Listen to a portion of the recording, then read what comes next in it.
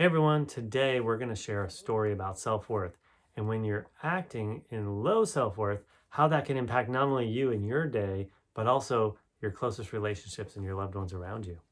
We're Rebecca and Brad, partners in love and friends first. We've been married for 18 years and we've decided to break things up. Join us for some honest conversations about being your whole, honest self in relationship in the small and big moments so we can all create great relationships together. So today's story, let me give you a little context to start it with. Um, I have had chronic pain for the last several years. And one of the things I've been learning with my coach is to talk about it, to set things up responsibly, to not just shove myself aside and feel and operate from low self-worth, and how important that is to everyone's well-being. So let me just jump right in. The other day, I didn't sleep well. I was having a lot of pain in the middle of the night, woke up and had a decision point basically. And in this case, I was remembering my disciplines and my practices. And so I said, okay, I'm having pain. And I shared that with him. And what do I need to do to make my day work? So there were a few things that I could figure out. One of them was, hey, can you help me get some lunches made for the kids so we have that ahead of time? I don't know if I'm going to be able to do that. We'll see how it go. We'll see how it goes in terms. I'm hoping to feel better, but I don't know, and I can't count on that, and I don't want the strain of being just pushing myself throughout my day like I have in the past. So another thing I did is I took some pain relieving medicine, which I hadn't used a lot before. Until recently, I just thought pain medicine was kind of for wussies. So, and then I said, okay, I need to cancel this morning meeting that we have because I know at this point I'm not going to be my best self and I really want to be effective in this meeting. So I took responsibility for shaping different aspects of my day, so that I wouldn't be dragging myself around suffering and then making other people suffer. And for my kids today, I'm at a level 8.5 with pain. That means X, Y, and Z. We're going to have a chill day. We're going to maybe watch a show together. I'm not taking you to the store you wanted to go to. And I expect more help. So some of those things really make it possible for me to feel loved and cared for and not attack everyone else. So what I have done in the past is stark contrast to this. And so I want to set that scene. And give you an experience of both of them. So this scenario starts perhaps in the middle of the night, same way. I'm hurting. I don't sleep well. I wake up grouchy. And I say to myself, no, I have that meeting. I got to get ready and do the meeting.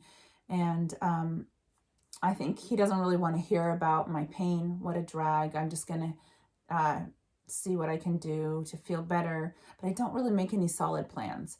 And I think to myself, just get through the next little stage. Get through the meeting. So we have the meeting. I'm uncomfortable the whole meeting and I don't do well. I'm like, review it afterwards. I don't affect my purpose that I wanted to in that meeting. Then fast forward to breakfast. I'm kind of grouchy. And then he goes to work. Then I'm at home with the kids. They have homeschool. They have different assignments. Then it's lunchtime. I don't feel like making lunch, but I do, I still do it. And I am kind of grouching at them. I'm unhappy that they're not participating enough in the cleanup. And then fast forward to him coming home. Now he's had a whole day. He didn't even realize I was in pain. But then he gets home. I'm like, oh, thank God you're home. And I'm just like, oh, I need help with the dishes. And, let's get this meal on the table. And everything's a mess. And I'm just in a bad mood. And the kids have been like sort of dealing with my negative attitude and my not being responsible for myself. So they've been on tippy toes all day. And he comes home to this. but I'm not even saying necessarily at that point what's happening for me.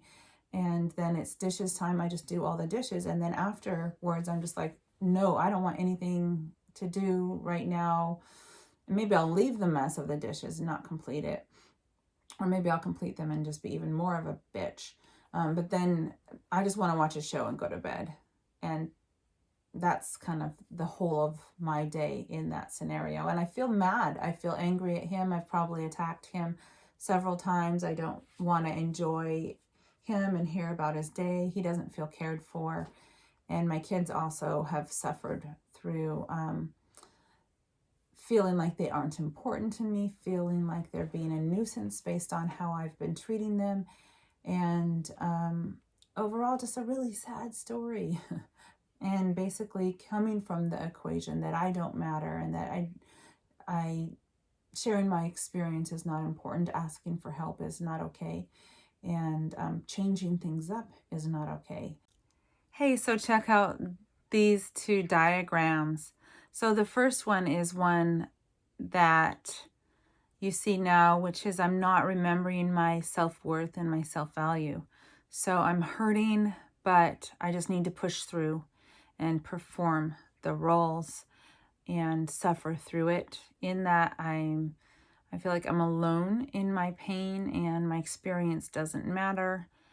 And then feelings are generated from that, where I'm feeling angry, hopeless, depressed, lonely, and resentful. And that leads to me overdoing, blaming others, attacking or whining, and things get dropped or I fail at things. And it's another example which was based on the story that I said originally.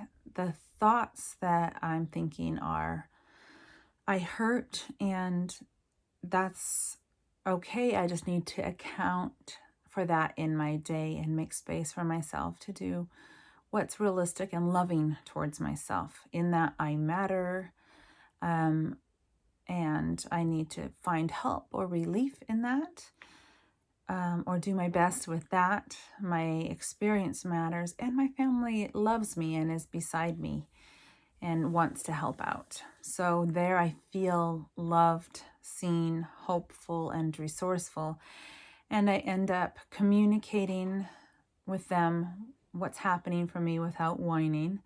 I'm asking for what I want or asking for services, modifying my day's plans and staying purposeful and resourceful to accomplish what I'm up to without necessarily taxing or hurting my body. And then doing what I can to feel better and to get into a better physical state. Well, and you know what I think it strikes me in listening to this again is that, because you're saying, you know, like you don't matter and these type of things, but that's actually exactly what you communicate to us also. Yeah. And, you know, I mean, I can't speak directly for the kids, but I can imagine being in their shoes, that they're being told, you know, their needs and wants don't matter, because as you're stuffing yours and just trying to shove through and get the day done, they're getting that message from you, you know, in the background. And then same with me, you know, coming home, you're overdone and, you know, haven't dealt with it.